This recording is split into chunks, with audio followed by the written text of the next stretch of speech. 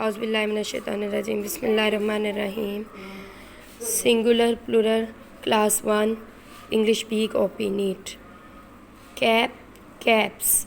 एक कैप हो तो सिंगुलर होती है। सिंगुलर क्या होता है? एक चीज़, और प्लूरल ज़्यादा चीज़ें। जैसे cap caps, bat bats, cup cups.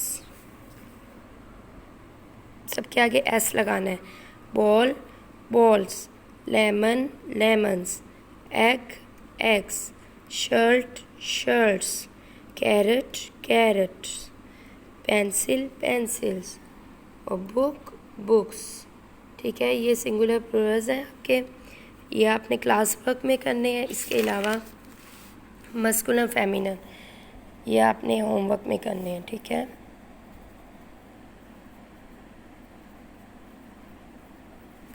Muscular फेमिनस है ब्रदर। ब्रदर मस्कुलिन होता है, जेंट्स किसी आदमी या किसी लड़के या आदमी के लिए यूज़ होता है, और फेमिनस लेडीज़ के लिए, औरत के लिए। जैसे ब्रदर है भाई, सिस्टर बहन। ठीक है, ब्रदर का क्या होगा? फेमिनस सिस्टर।